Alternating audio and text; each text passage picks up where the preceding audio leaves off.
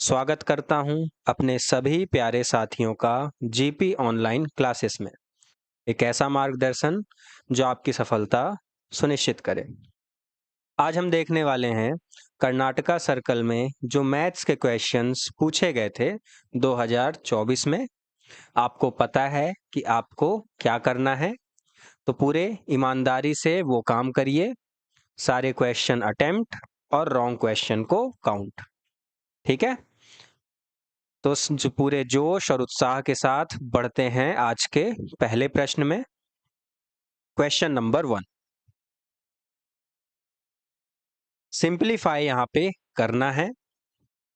Normal सी आपके पास equation दी हुई है, हल कीजिए।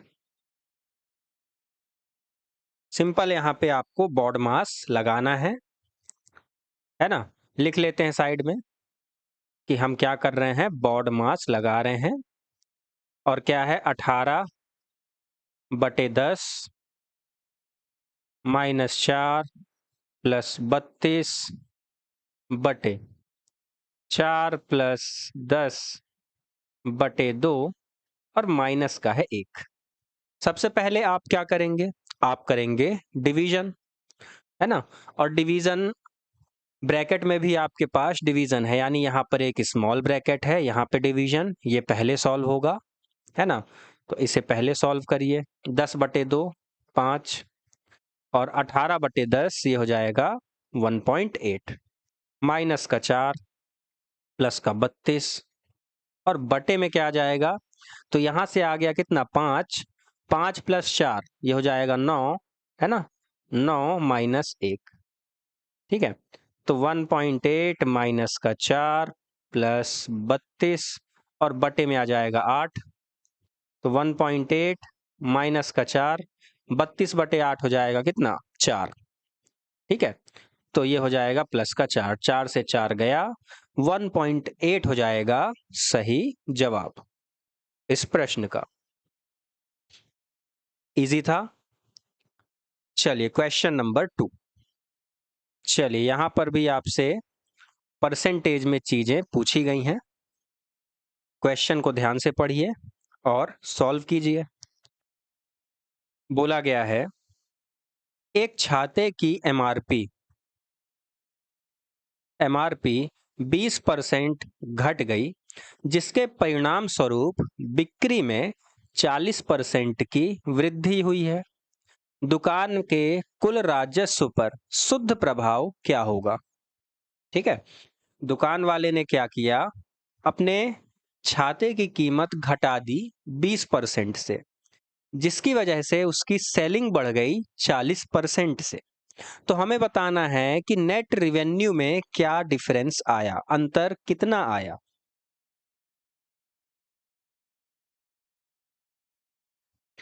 चलिए हल करते हैं। देखिए यहां पे आपके पास प्राइस और क्वांटिटी, ठीक है। प्राइस और क्वांटिटी का अनुपात क्या होता है, एक दूसरे का विपरीत। जैसे इफिशियंसी और टाइम का, वैसे ही प्राइस और क्वांटिटी का। 20% घट गई, एमआरपी क्या हुआ, 20% घट गई, है ना। 20% घटना क्या कहलाएगा, बताइए। 20% घट जाना यानी आप इसे 10 में से 8 ही कर दीजिए, है ना। 10 में से 8 कर दीजिए ताकि कैलकुलेशन और इजी रहे। वैसे तो आप इसका 1/5 भी ले सकते हैं, है ना। और 20% का फ्रैक्शन 2/10 भी ले सकते हैं। मैं मानता हूं कि पुराना प्राइस जो था और नया प्राइस, तो पुराना प्राइस अगर 10 रुपए था, 20% घट जाएगी कीमत, तो 10 से हो जाएगी 8। और क्वांटिटी क्या हो जाएगी, क्वांटिटी उल्टी हो जाएगी। प्राइस ज्यादा रहेगा तो कम क्वांटिटी ले पाएंगे, प्राइस कम होगा तो हम ज्यादा क्वांटिटी ले पाएंगे। तो पहले हम ले पा रहे थे 8, अच्छा नहीं नहीं सॉरी सॉरी, यहाँ पर अलग दिया हुआ है ना, परिणाम स्वरूप बिक्री में। तो बिक्री यहाँ पर यानी रिवेन्यू, सेल्स, मैं इसे सेल्स लिख देता हूँ, या फिर ठीक है क्वांटिटी ही लिख देता हूँ। क्वांटिटी में क्या हुआ, 40% की वृद्धि, ठीक है।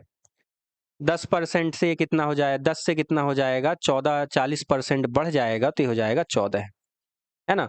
यानी 40% का इंक्रीज है और 20% का डिक्रीज है। पहले का क्या हो जाएगा, पहले हो जाएगा 10 गुणा 10। पहले क्वांटिटी कितनी हो रही थी, पहले रिवेन्यू हो रहा था 100 और अब होगा 14 अट्ठे 112। तो पहले 100 कमा रहा था वह और अब कमा रहा है 112, यानी 12 रुपए क्या हो रहे हैं, बढ़ रहे हैं। पहले कितना था 10, तो 12/10 गुणा 100, ये हो जाएगा 12%। ठीक है, यहां पर दिया हुआ था, मैं अलग रेशियो बनाने लगा था स्टार्ट में। तो प्राइस 20% घटा 10 से 8 और क्वांटिटी जो सेल हो रही थी वो 40% से बढ़ी तो 10 से 14। तो पहले क्या कितना था, पहले 10 वस्तु बेची जा रही थी, हर एक वस्तु की कीमत 10, तो रिवेन्यू हुआ 100 का। बाद में 8 वस्तु बेची गई लेकिन हर एक वस्तु 14 रुपए की थी, तो रिवेन्यू हुआ 112, 12 रुपए की बढ़ोतरी हुई पहले की तुलना में, आउट ऑफ 100। चलिए क्वेश्चन नंबर 3।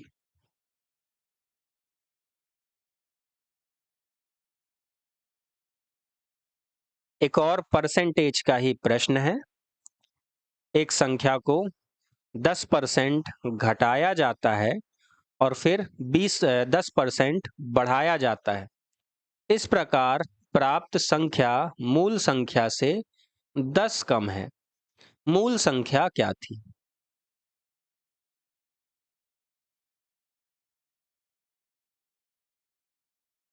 ठीक है, आपको क्या करना है, इस टाइप का प्रश्न आपने किया हुआ है, बस आपको एक एक्स्ट्रा चीज और दे दी गई है ना। यहाँ पर एक जानकारी और है, वो है ये कि इस प्रकार प्राप्त संख्या मूल संख्या से 10 कम है। इतना एक्स्ट्रा आपको दिया गया है। तो जो भी हमारा डिफरेंस आ रहा था या जो डिक्रीज होता है वो 10 के बराबर होगा। कैसे, तो देखिए, जब भी कभी एक संख्या को उसी परसेंट से बढ़ाया जाए या घटाया जाए, जैसे प्रश्न में 10% से घटाया गया और फिर 10% से बढ़ाया गया, है ना, तो हमेशा इस केस में क्या होता है, हमें नुकसान होता है। डिक्रीज के केस में या इंक्रीज के केस में हमेशा डिक्रीज होता है ना। और वो डिक्रीज कितना होता है, वो होता है r² / 100 के। ठीक है, तो r² यानी वो रेट जिससे संख्या को बढ़ाया या घटाया जा रहा है, 10/100, यानी हमें जो संख्या प्राप्त होगी वो 1% का क्या होगा, डिक्रीज। ठीक है, 1% का डिक्रीज मान लीजिए, माइनस में मत लिखिए। अब ये डिक्रीज जो हुआ है 1%, ये 10 के बराबर है, यानी 1% हुआ कितने के, 10 के। हमें संख्या बतानी है ओरिजिनल नंबर, तो नंबर हमारा हो जाएगा 100%, तो वो हो जाएगा कितना, 100%। अगर 1% 100 हो तो 100% हो जाएगा 10 गुणा 100, यानी 1000। तो मूल संख्या थी 1000। अगर इस तरीके से नहीं समझ आया तो आप कोई भी संख्या मानकर इसे हल कर लीजिए। चूंकि यहां पर आपको 10% और 10% इस तरीके से क्वेश्चन में दिया गया है ना, तो आप मान लीजिए 100। ठीक है, मैंने माना कि मेरी मूल संख्या 100 थी। इसे पहले क्या किया गया, ये मैंने मूल संख्या मानी है, इसे पहले 10% घटाया गया, तो 100 का 10% हो जाएगा 10, 10 घटाइए, ये बन जाएगा 90। फिर इसी संख्या को 10% बढ़ाया गया, तो इस पे 10% जोड़ दीजिए, है ना, तो 90 का 10% हो जाएगा 9, यानी अब संख्या कितनी बन गई, 99। और पहले कितनी थी, पहले थी 100, यानी यहां पर अंतर आया कितने का, 1 का। और हमें प्रश्न में कितना दिया गया है, प्रश्न में दिया गया है प्राप्त संख्या और मूल संख्या, इनमें जो अंतर है वो 10 का है और प्राप्त संख्या मूल संख्या से कम है, तो 1 बराबर हो गया 10 के। मूल संख्या हमने मानी थी 100, तो मूल संख्या बन जाएगी 100 बराबर 1 की वैल्यू है 10, तो 10 गुणा 100, 1000। Option number C. Question number 4, यदि पेट्रोल की कीमत 40 रुपए प्रति लीटर से बढ़कर 60 रुपए प्रति लीटर हो गई, तो एक व्यक्ति को अपनी खपत में कितने प्रतिशत की कमी करनी होगी ताकि उसका खर्च वही रहे। ठीक है, बेसिकली आप इसे अपने मन में भी सोच सकते हैं ना, रियल लाइफ से जुड़ा हुआ प्रश्न है ये। इसमें कोई आपको घबराने या टेंशन लेने वाली बात नहीं है। थोड़ा सा प्रश्न को ध्यान से पढ़िए, उसके बाद सॉल्व कीजिएगा।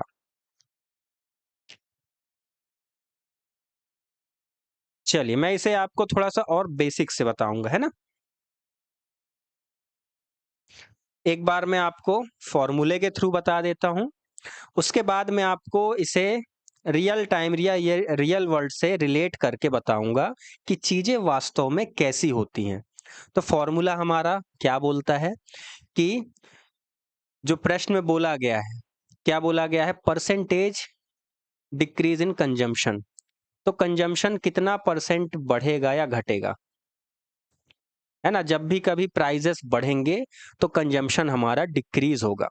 तो कंजम्पशन यहाँ पे कितना परसेंट हमारा डिक्रीज होगा, इसके लिए एक छोटा सा फॉर्मूला है, वो है सीधा जैसे यहाँ पर प्राइजेस इंक्रीज हुए हैं तो यहाँ पर आप लिखिए इंक्रीज इंक्रीज इन रेट बटा न्यू रेट और गुणा कर दीजिए 100 से। अगर परसेंटेज में पूछा गया हो तो, क्योंकि यहाँ पे परसेंटेज में नहीं पूछा गया है इसलिए आप 100 को मत लगाइए यहाँ पे। ठीक है, अगर परसेंटेज में पूछा जाता तो गुणा करते 100, यहाँ पर परसेंटेज में चीजें नहीं हैं इसलिए हम 100 का गुणा नहीं करेंगे। तो पहले हमारा देखिए 40 रुपए रेट था पहले, बढ़कर हो गया 60, यानी बढ़ोतरी हुई 20 की। और नया रेट कितना है, नया रेट है 60, तो इतने की ही कमी करनी पड़ेगी खपत में, 1/3 की। ऑप्शन नंबर डी हो जाएगा सही। ठीक है, ऑप्शन नंबर डी हुआ सही। अब इसे आपको देखिए, आपको कईयों को डाउट आ रहा होगा 1/3 कैसे हो गया, है ना। यहाँ पे 40 दिख रहा है, 60 दिख रहा है, 1/2 होना चाहिए। तो देखिए, आप मानिए कि आपके पास 40 रुपए थे, है ना, ये डे 1 था। और मैं एक केस के लिए, उदाहरण के लिए डे 2 ले लेता हूं। ठीक है, डे 1 डे 2, आपने क्या किया, आपके पास दोनों दिन 40 रुपए थे, या आप 40 रुपए लेकर ही घर से चले पेट्रोल डलाने के लिए। और जब प्राइस आपका कितना था, 40 रुपया पर लीटर, ठीक है, 40 रुपया पर लीटर, तब आप गाड़ी में कितना तेल डलाएंगे। आप कहेंगे आप रुपया कितना लेकर गए, 40, ठीक है, और प्राइस भी पर लीटर में है 40, यानी आप पहले दिन 1 लीटर तेल ले पाएंगे, इतना आपने क्वांटिटी ली। फिर दूसरे दिन क्या हुआ, आप लेकर तो 40 रुपए ही चले, लेकिन चूंकि प्राइसेस बढ़ गए और प्राइस कितना हो गया 60, तो अब आप कितना ले पाएंगे, तो अब आप केवल 40/60 इतनी वस्तु ही ले पाएंगे। ठीक है, तो अब आपको कितनी वस्तु मिली, अब आपको मिलेगी केवल 2/3 लीटर। ठीक है, 2/3 लीटर। पहले आप ले पा रहे थे 1/1 लीटर, और अब आप ले पा रहे हैं वैल्यू बढ़ने के बाद केवल 2/3 लीटर। तो अब आप यहां से अंतर निकाल लीजिए दोनों का। पहले दिन आपने लिया था 1, दूसरे दिन आपने लिया 2/3। जब आप इसे सॉल्व करेंगे आपको मिलेगा कि 1/3 इतनी क्वांटिटी आपको कम मिली दूसरे दिन। तो अगर आप 40 रुपए ही लेकर जाएं, अपना खर्चा नहीं बढ़ाएं, तो आपको इतनी कमी करनी पड़ेगी अपनी खपत में, है ना, ताकि आपका खर्चा वही रहे। तो इतनी कमी करनी पड़ेगी। आई बात समझ में? कमेंट करें यस और नो। चूंकि इसमें स्टार्ट में सभी ने गलत आंसर दिए थे, इसलिए मैंने इसे बेसिक से समझाया। अदरवाइज केवल ये कंजम्पशन क्या होता है, जो भी रेट बढ़ा या घटा उसके बटे में आपको कर देना रहता है नया प्राइस। बढ़ने या घटने के बाद जो भी कीमत हो गई है उस वस्तु की, वो बटे में आ जाएगी, और जितना बढ़ा है प्राइस या घटा है वो ऊपर कर देना है, उसके बाद गुणा कर देना है 100 से। सिंपल सा प्रश्न होता है। ठीक है, आई होप चीजें आप समझ पाए होंगे। अगर यही चीज घट जाती तो आप ज्यादा ले पाते, है ना। Question number 6। चलिए, वेरी गुड, जिन्होंने सॉल्व कर लिया है 36 करेक्ट है। यहां पर बोला गया, राजू ने अपनी जेब खर्च का 20% अपनी बहन को और 20% अपने भाई को दे दिया, और उसके पास 600 रुपए बचे। उसकी जेब खर्च क्या है ना। चलिए, सभी व्यक्ति सॉल्व कीजिए। बहुत साधारण सा प्रश्न है। चलिए हल कर लेते हैं। यहां पर देखिए क्या बोला जा रहा है। आपको वर्डिंग्स देखनी है जब भी कभी इस टाइप का प्रश्न आए कि उसके पास कुछ बचत थी, कुछ पैसे थे, उसमें से उसने इतना रुपया खर्च किया, इतना इसे दिया या उसे दिया, वॉटेवर। आपको देखना है केवल वर्डिंग, और उसमें भी क्या देखना है, एक विशेष शब्द, शेष। ठीक है, रिमेनिंग इंग्लिश में। क्या रिमेनिंग या शेष आपको दिख रहा है? आप कहेंगे नहीं, इस प्रश्न में नहीं दिख रहा है। तो थ्रू आउट आप क्या करिए कि व्यक्ति के पास 100% जितना भी रुपया रहा होगा राजू के पास, वो उसके लिए 100% रहा होगा।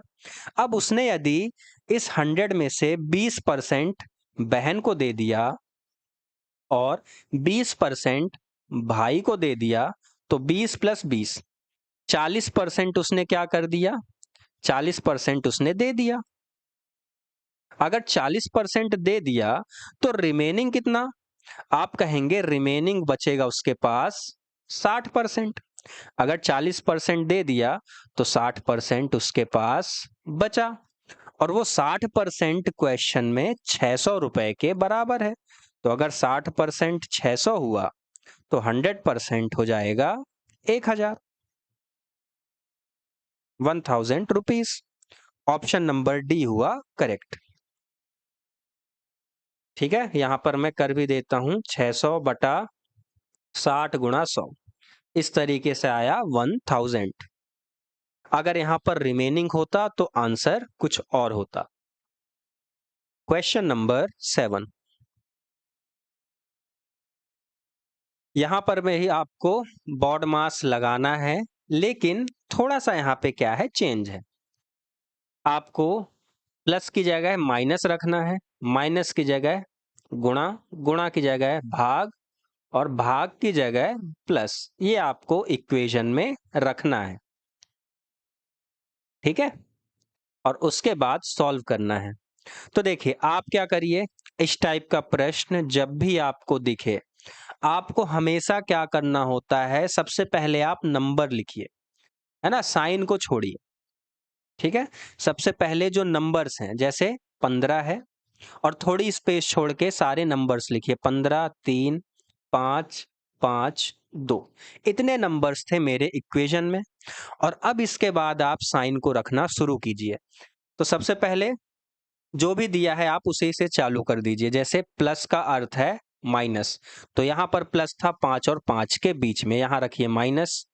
फिर माइनस का अर्थ है गुणा, माइनस था 5 और 2 के बीच में, गुणा रखिए।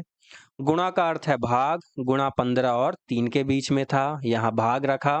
और अब लास्ट में आपके पास प्लस बचा है, तो वही यहाँ पर होगा। अब इसे सॉल्व कर दीजिए। सबसे पहले डिवीजन, ये हो जाएगा 5 + 5 माइनस, ये हो जाएगा गुणा, ये बन जाएगा 10। तो 5 + 5 10, 10 में से 10 जाएगा, उत्तर आ जाएगा 0। Option number B. ठीक है, इस तरीके से आप करेंगे इस टाइप का प्रश्न।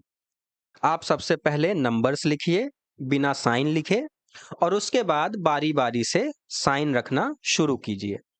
इससे क्या होगा, आप गलती नहीं करेंगे और काटा पीटी भी नहीं होगी। क्वेश्चन नंबर 8, गेहूं की कीमत 4% कम हो गई। जो पैसे पहले 48 किलोग्राम गेहूं खरीदने के लिए पर्याप्त थे, अब कितने किलोग्राम अधिक या कम गेहूं खरीदा जा सकता है ना? सबसे पहले तो आप आसानी से दो ऑप्शन काट देंगे। चूंकि प्राइजेस कम हो रही हैं, इतना आपको अब भली भांति पता होगा कि अगर प्राइस घटेगी तो आप ज्यादा वस्तु ले पाएंगे उतने ही रुपए में। यानी यहां पर क्या होगा, प्राइस घटी है तो क्वांटिटी बढ़ेगी। तो जो ऑप्शन घट रहे हैं, जैसे ऑप्शन डी और ऑप्शन नंबर ए, लेस तो हो ही नहीं सकता। दो कट गए, है ना? अब सॉल्व कर लेते हैं। बोला गया है कीमत कम हुई है, तो मैं प्राइस और क्वांटिटी दोबारा से इनका अनुपात ले लूंगा।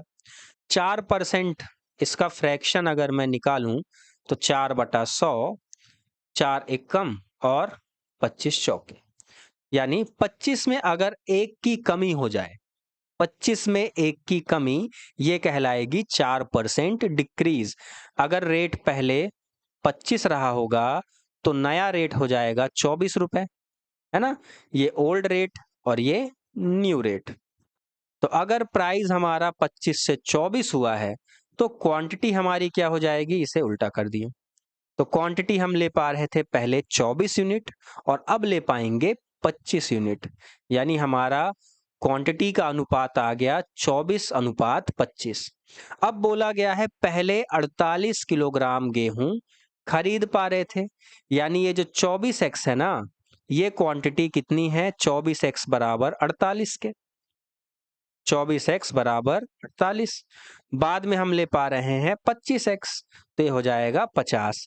यानी हम पहले 48 केजी गेहूं ले पा रहे थे और बाद में चूंकि प्राइस घट गए तो हम 50 केजी ले पा रहे हैं, पहले की तुलना में 2 केजी ज्यादा। यही हो जाएगा आपका उत्तर, option number C. Question number 9,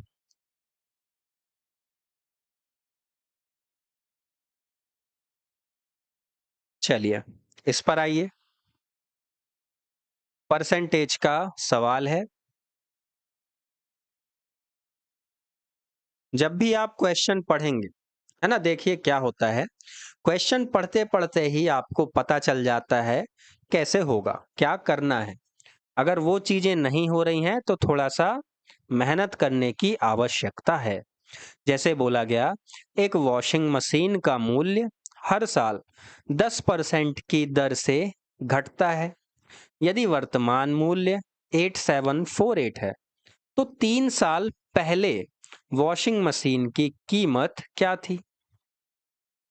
ठीक है, कोई वस्तु जो हम खरीदते हैं उसकी वैल्यू घटती है, डिप्रिसिएशन होता है ना?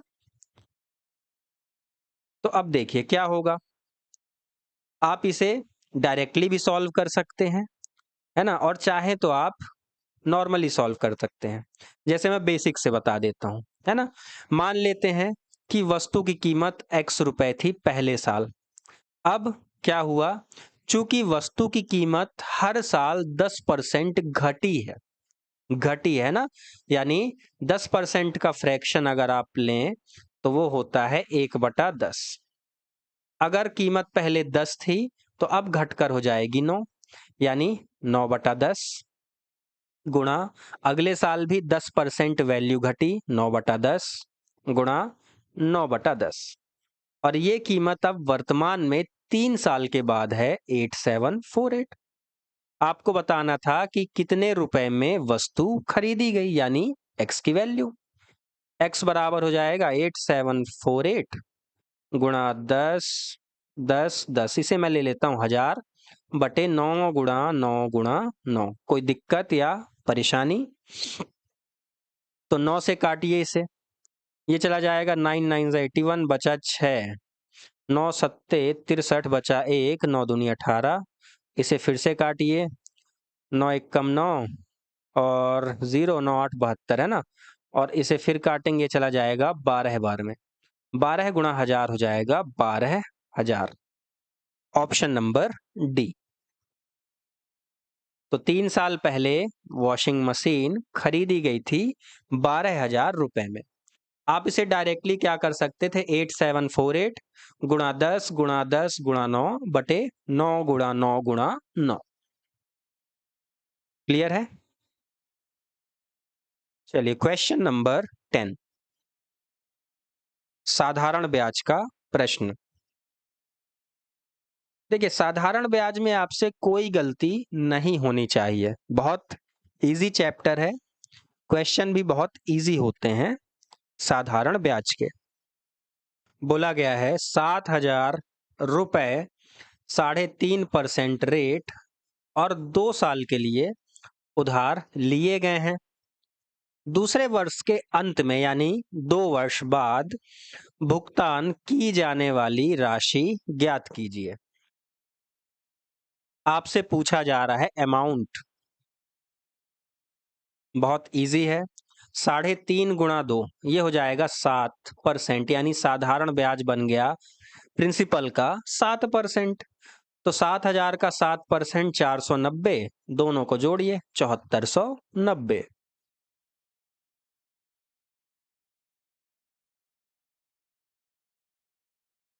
है ना? अमाउंट बराबर प्रिंसिपल जमा साधारण ब्याज। साधारण ब्याज इस प्रश्न के लिए है कितना, R इंटू T%। 3.5 गुणा 2 यानी 7% ब्याज बन गया प्रिंसिपल स्वयं का 100%।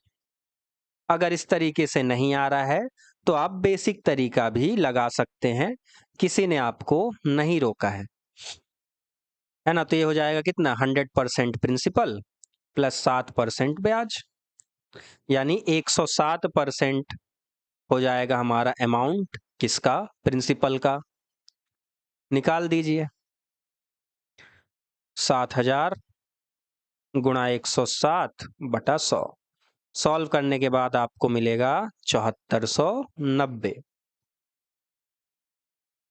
बाकी आप PRT अपॉन 100 करके ब्याज निकाल सकते थे, और उस ब्याज को आप साधारण ब्याज को जो आता उसे आप प्रिंसिपल में जोड़कर क्या करते, अमाउंट की वैल्यू बता देते। ये हो जाता आपका बेसिक तरीका। चलिए क्वेश्चन नंबर 11, यहां पर बोला गया अर्पिता ने डाकघर में 5.25% रेट है ना धनराशि जमा की। 2 वर्ष बाद उसे 840 रुपए ब्याज के रूप में मिले।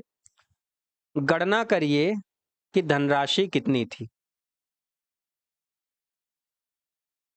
ठीक है, प्रिंसिपल अमाउंट या प्रिंसिपल वैल्यू सीधा फॉर्मूले में रख दीजिए। प्रिंसिपल बराबर साधारण ब्याज 840 गुणा 100 बटे रेट हो जाएगा 5.25 और टाइम था 2 वर्षों का। मैं इस जो पॉइंट है इसे डेसिमल को रिमूव करने जा रहा हूं। 2 प्लेस पे डेसिमल लगा था तो मैं यहाँ पे गुणा कर दूंगा ऊपर 100 से। ठीक है, यानी मैंने नीचे भी 100 का गुणा किया, ऊपर भी 100 का गुणा किया, तो यहां से डेसिमल रिमूव हो गया, ऊपर 100 का गुणा हो गया। अब 2 से काटा, ये चला जाएगा 420, और 25 से काटेंगे 25 चौके, और ये चला जाएगा दूनी बचा 2 21। 21 से इसे काटेंगे, ये चला जाएगा 21 दूनी 42। 20 गुणा 4 80, 80 गुणा 100 8000। प्रिंसिपल था 8000। क्वेश्चन नंबर 12, वही तरीका लगाना है जो हमने प्रीवियस क्वेश्चन में लगाया है अभी। कस्बे की जनसंख्या प्रत्येक वर्ष 3.7% से बढ़ती है। अब यह 31,110 है। पिछले वर्ष यह क्या थी? देखिए, डायरेक्टली जो आपको अब की जनसंख्या दी गई है 31,110, पिछले साल की पूछी जा रही है तो 100 रही होगी। चूंकि ये जो जनसंख्या आई है ये 3.7% बढ़कर आई थी, यानी ये वैल्यू थी 103.7 की। अब इसे हल कर दीजिए, है ना। अब चूंकि यहाँ पे एक प्लेस पे डेसिमल है तो मैं इस डेसिमल को रिमूव करने जा रहा हूँ, यानी यहाँ पे मुझे गुणा करना पड़ेगा 10 से, यहाँ भी गुणा किया 10 से और ऊपर भी गुणा किया 10 से। डेसिमल मैंने रिमूव कर दिया। 1037 है ना, 1037 का 3 गुना आपका हो जाएगा 3111। इससे चला जाएगा ये 30 बार में, और 30 गुणा 1000 ही हो जाएगा 30,000। यानी पिछले वर्ष जनसंख्या थी 30,000। क्लियर है? चलिए, क्वेश्चन इजी है, कठिन नहीं है, है ना। चीजें आपने वही कर रखी हैं, उसी टाइप के प्रश्न आज भी पूछे गए हैं ना इसी पीवाईक्यू में।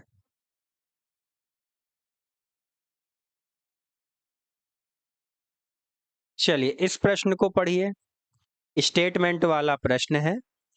एक व्यक्ति जूते खरीदने के लिए दुकान पर गया।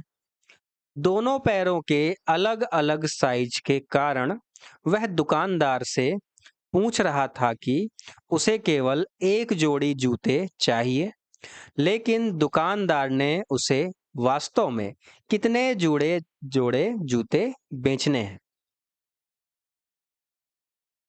ठीक है, देखिए आप जूते लेने आप सब अपने जीवन में कभी ना कभी दुकान गए होंगे। कोई ऐसा तो नहीं जो आज तक जूते लेने अपने लिए दुकान नहीं गया हो। तो आपको ये पता होगा कि जो भी जूते आते हैं वो दोनों पैर के लिए एक ही माप के आते हैं। अगर आपने 10 नंबर का जूता लिया तो बॉक्स में आपको दोनों राइट और लेफ्ट दोनों पाँव के लिए 10 नंबर का ही जूता आएगा। लेकिन व्यक्ति क्या है, उसका जो पाँव है उसके दोनों पाँव का जो साइज है वो अलग अलग है, एक यूनिक केस है। तो व्यक्ति को दो अलग अलग नाप के जोड़े या जूते चाहिए हैं, तो उसे दो जोड़े जूते खरीदने पड़ेंगे। कैसे? मान लेते हैं एक पैर का नाप था उसका 10 का और एक का था 8 का, तो उसे एक जोड़ा एक पैर खरीदना पड़ेगा 10 साइज का, और दूसरा एक बॉक्स पेयर ऑफ बॉक्स खरीदना पड़ेगा 8 साइज का। तो अल्टीमेटली उसे दो सेट खरीदने पड़ेंगे। Question number 14, time and work. एक पीएसओ में सेट 3A ने सभी लंबित असामान्य बल्क मेल को 20 दिनों में छांटा। यदि सेट 3B सेट 3A से 25% अधिक कुशल है तो सेट 3B वही काम कितने दिनों में कर लेंगे। देखिए सिंपल सा है, आप यहाँ पे निकाल लीजिए इफिशियंसी रेशियो, उसके बाद आप निकाल लीजिए टाइम रेशियो। तो इफिशियंसी रेशियो और टाइम रेशियो। अब बोला गया है कि 25% अधिक कार्य कुशल कौन है? बी है ए की तुलना में। 25% का फ्रैक्शन 1/4, यानी जितने समय में 3A 4 काम करेगा उतने समय में 3B उससे एक अधिक 5 काम करेगा। यानी इफिशियंसी रेशियो बन गया 4:5, टाइम रेशियो बन जाएगा 5:4। जो व्यक्ति धीमा काम करेगा वो ज्यादा समय लेगा, जो तेज काम करेगा यानी जिसकी इफिशियंसी ज्यादा होगी उसे कम समय लगेगा। तो 5:4 ये बन गया टाइम रेशियो। तो आपको दिया गया है कि 3A 20 दिनों में कर रहा है, तो 5x बराबर कितना हो गया 20, तो 4x बराबर हो जाएगा 16 के। 20/5 गुणा 4, 5 चौके 20 गुणा 4, 4 चौके 16। तो 3B करेगा 16 दिनों में। Option number C. Question number 15।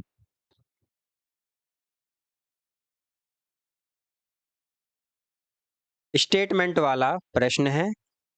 Statement को ध्यान से पढ़िए, आपको आंसर मिल जाएगा, दिक्कत नहीं होगी। बोला गया है बस स्टैंड से हर 30 मिनट में दिल्ली के लिए एक बस निकलती है। एक पूछताछ क्लर्क ने एक यात्री को बताया कि बस 10 मिनट पहले ही जा चुकी है और अगली बस सुबह 9:35 पर रवाना होगी। पूछताछ क्लर्क ने यात्री को यह जानकारी कितने बजे दी? ठीक है, कितने बजे यह जानकारी उसे मिली? देखिए, हमें यह बोला गया कि अगली बस 9:35 पे रवाना होगी। ठीक है, 9:35 पे हमारी अगली बस रही होगी। अगली, अब इसके पहले जो बस निकल गई वो कितने बजे निकली होगी? तो चूंकि हर एक बस आधे आधे घंटे के अंतराल में निकल रही हैं, यानी इससे पहले जो बस रवाना हुई होगी वो 30 मिनट पहले, यानी 9:05 पर रवाना हुई होगी, है ना, 30 मिनट पहले। तो अगली बस अगर 9:35 पे, उसके पहले वाली हो जाएगी 9:05 में। ठीक है, अब 9:05 में पहली बस रवाना हो गई। व्यक्ति क्या हो गया? 10 मिनट लेट। अगर व्यक्ति 10 मिनट बाद पहुंचा बस निकलने के, यानी व्यक्ति बस स्टैंड पहुंचा 9:15 पे। ठीक है, 10 मिनट लेट हो गया, है ना, बस 10 मिनट पहले जा चुकी थी, यानी व्यक्ति 10 मिनट बाद में पहुंचा बस छूटने के। बस छूटी 9:05 में, तो व्यक्ति आया बस स्टैंड में 9:15 में, और इसी टाइम पे इसने क्लर्क से पूछा कि बस कितने बजे आएगी। उसने बोला अगली बस 9:35 पे है, इसके पहले 9:05 पर निकल गई, और वो टाइम फ्रेम था 9:15। है ना, इस तरीके से देखिए यहां पर अगली बस 20 मिनट बाद, है ना, और 10 मिनट का डिले। आइए क्वेश्चन नंबर 17 पे। चलिए, चोर पुलिस वाला प्रश्न आपके सामने है ना, कुछ पीवाईक्यूज में नहीं पूछा गया था, पर यह प्रश्न अच्छा प्रश्न कहलाएगा, एक्सपेक्ट आप कर सकते हैं 2025 में। एक चोर को 200 मीटर की दूरी से एक पुलिसकर्मी ने देख लिया। चोर भागने लगता है और पुलिसकर्मी उसका पीछा करता है।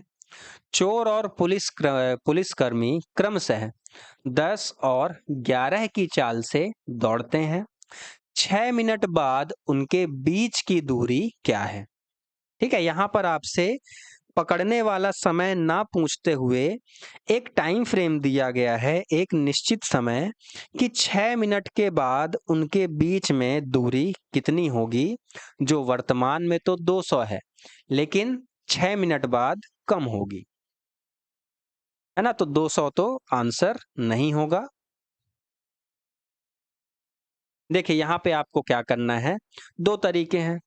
दोनों के बीच में डिस्टेंस आपको कितनी दे रखी है? 200 मीटर, यानी यही डिस्टेंस क्या करनी है? पुलिसकर्मी को चेज करनी है, पकड़नी है ना, कम करनी है, या सीधा ये डिस्टेंस ट्रेवल करनी है, तो पुलिसकर्मी चोर को पकड़ लेगा। अब स्पीड किसकी? चोर की, ये है 10, और स्पीड पुलिस की है 11। पुलिस की स्पीड ज्यादा होगी तभी वह चोर को पकड़ पाएगा, नहीं तो चोर कभी हाथ में नहीं आएगा। अब देखिए, अब आप चाहें तो सीधा इनके बीच का डिफरेंस देखिए। क्योंकि जिस डायरेक्शन में चोर भागेगा उसी डायरेक्शन में पुलिस को भी भागना पड़ेगा, तभी तो वह पकड़ेगा, है ना। चोर, तो चार ही लिख गया, चोर और पुलिस, यानी दोनों एक ही दिशा में भाग रहे हैं। और जब एक ही दिशा में भागेंगे तो हमारा वहां पे क्या आता है? इस रिलेटिव स्पीड। तो रिलेटिव स्पीड यहाँ पे क्या हो जाएगी? दोनों स्पीड का अंतर। ठीक है, दोनों ही गतियों का अंतर। पुलिस भाग रहा है 11 से, चोर भाग रहा है 10 से। यानी अब ये जो डिस्टेंस है 200 मीटर की, ये कायदे से 1 किलोमीटर प्रति घंटे इस रफ्तार से तय होगी। तो आप या तो 1 किलोमीटर प्रति घंटे की चाल से 6 मिनट में कितनी दूरी मतलब तय होगी वो निकालिए और 200 से उसे माइनस कर दीजिए, आपको आंसर मिल जाएगा। या फिर आपका वही बेसिक तरीका, उसे लगा के फिर आप रिलेट करिए। जैसे यहाँ पर मैंने जो बताया कि अब ये जो गति है ना, डिस्टेंस बराबर आपको टाइम पूछा गया है, तो देखिए ये हो जाएगा सीधा 200 बटे टाइम कितना लगेगा, या फिर मैं यहाँ से डिस्टेंस निकाल रहा हूँ, है ना, क्योंकि अब ये जो दूरी है 200 मीटर, मैं इसे लिख देता हूँ, ये 1 किलोमीटर प्रति घंटे की चाल से तय होगी। ठीक है, तो 6 मिनट में अगर हम 1 की चाल से चलें तो कितनी दूरी चलेंगे? आप कहेंगे 1 गुणा 6/60। ठीक है, इतना आप डिस्टेंस चल पाएंगे अगर 1 की चाल से चल रहे हैं तो 6/10, 6/60 हो जाएगा 1/10, 1/10 किलोमीटर।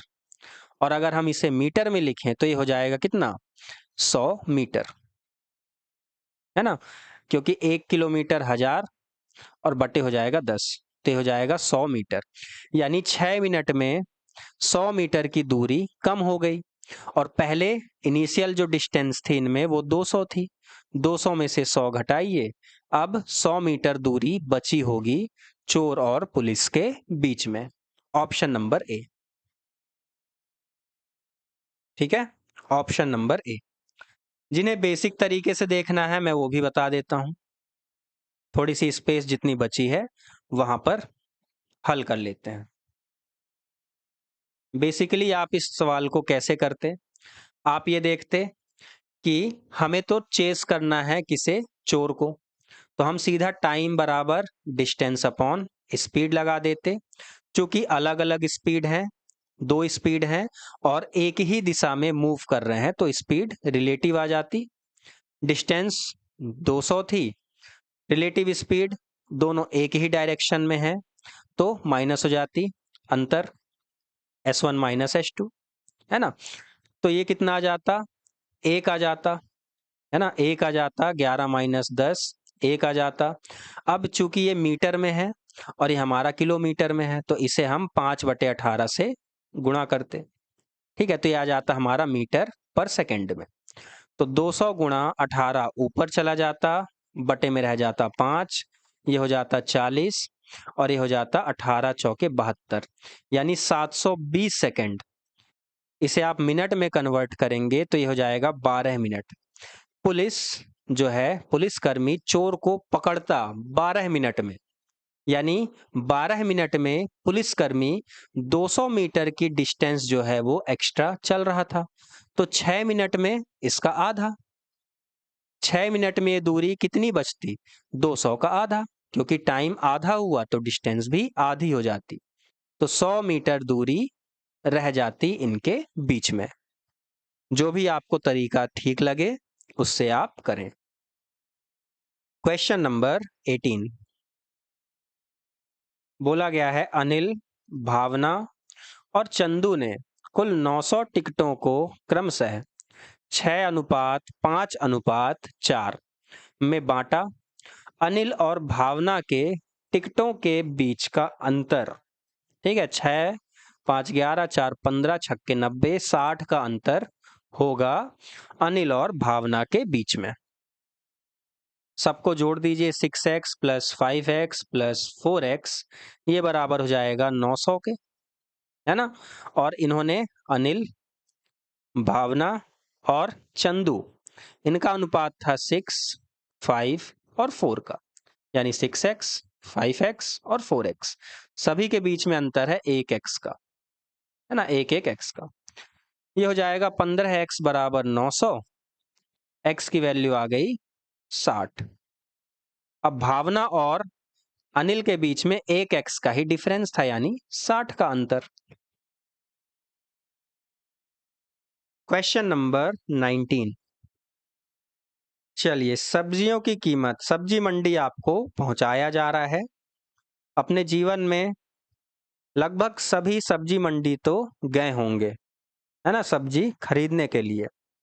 आपको यहाँ पर क्वांटिटी और प्राइस दिया गया है कि जो भाव चल रहा है वो क्या है, और नीचे आपको जितनी क्वांटिटी लेनी है वो दी गई है। जल्दी से हल करें। देखिए, बेसिकली ये 4th क्लास का क्वेश्चन कहलाएगा। इसी टाइप के प्रश्न आपको 4th स्टैंडर्ड में मिलेंगे। 1 किलो आपको आलू लेना था और आलू के प्राइस क्या थे, 2 किलो का 60 रुपए। तो 1 किलो का बन जाएगा 60 का आधा, यानी आलू की कीमत हो गई 30, प्लस आधा किलो प्याज। 1 किलो है 35 का, तो आधा किलो हो जाएगा 17.5 रुपए का, प्लस आपको लेना था आधा किलो टमाटर।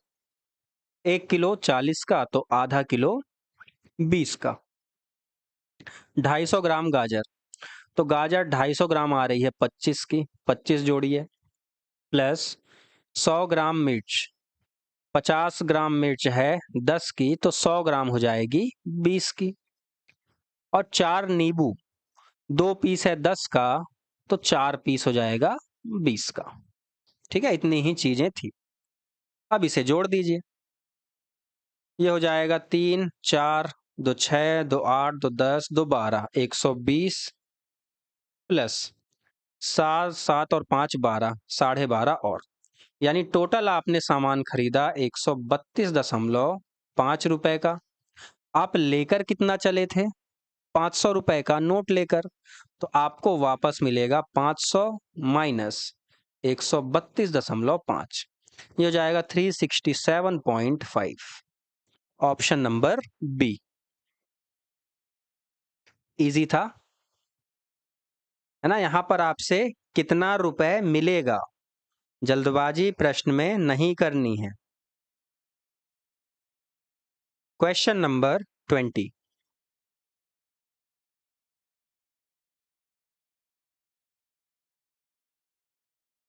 समूह का औसत है 56, व्यक्तिगत वजन दिया गया है, और ये क्वेश्चन आपका इन्हीं आंकड़ों के साथ रिपीट हुआ था। स्टेटमेंट अलग है पर आंकड़े सेम थे, तो ये आपके होमवर्क के लिए रहेगा। 54 इसका राइट आंसर होगा। चलिए, तो आज की क्लास के लिए इतना ही। मिलते हैं आप सभी से नेक्स्ट क्लास में। सभी अपना ध्यान रखें, पढ़ाई जारी रखें। Good night to all of you.